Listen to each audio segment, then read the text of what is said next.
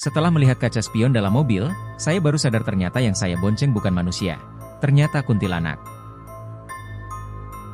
Aku bekerja sebagai driver ojol, dan biasanya, perjalanan malam bukanlah hal yang aneh bagiku. Tapi satu malam, aku mengalami sesuatu yang membuatku meragukan semua keyakinan tentang dunia ini.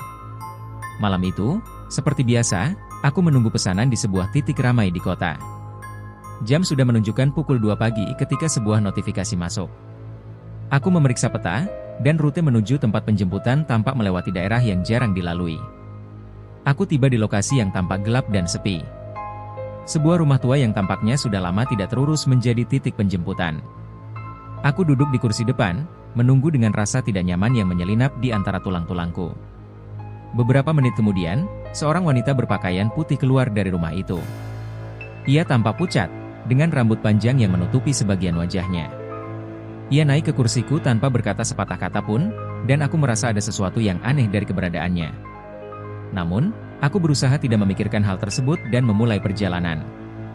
Selama perjalanan, suasana di dalam mobil semakin mencekam. Lampu jalan yang redup seolah menyembunyikan kegelapan di sekeliling kami. Aku melirik ke arah penumpangku melalui kaca spion, dan jantungku hampir melompat keluar saat aku melihat wajahnya sepenuhnya. Dia tidak memiliki wajah yang jelas, hanya tampak bayangan putih dengan tatapan kosong yang menghantui. Tak lama kemudian, suhu dalam mobil mulai turun drastis, dan embun membeku di kaca depan. Aku merasa kesulitan bernapas, dan semakin aku mencoba berbicara atau bertanya, semakin jelas bahwa wanita ini tidak akan merespons. Suara ketukan di kaca belakang mobil semakin sering, seolah-olah ada sesuatu yang ingin keluar dari dalam kegelapan malam. Di tengah perjalanan, mobilku tiba-tiba mati. Aku mencoba menyalakannya lagi, tapi tidak ada reaksi. Ketika aku menoleh ke arah penumpang, dia sudah menghilang. Dan tempat duduknya kosong. Rasanya seperti ada sesuatu yang mempengaruhi atmosfer di sekitarnya, bukan hanya di mobil, tapi juga di luar. Dengan rasa takut yang menyeluruh, aku keluar dari mobil untuk memeriksa mesin. Dan saat itulah aku melihatnya. Sosok wanita berpakaian putih itu berdiri di ujung jalan, menatap lurus ke arahku dengan tatapan penuh kemarahan.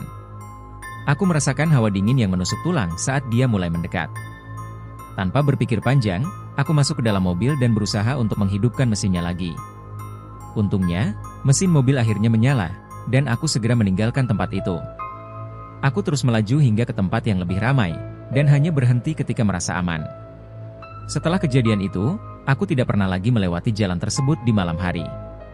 Beberapa teman dan kolega mengatakan bahwa mungkin aku bertemu dengan kuntilanak, roh penasaran yang mencari sesuatu yang tidak bisa dia miliki di dunia ini. Hingga kini, setiap kali aku berada di malam yang sepi dan gelap, aku selalu teringat perjalanan mengerikan yang kualami bersama sosok tak kasat mata itu.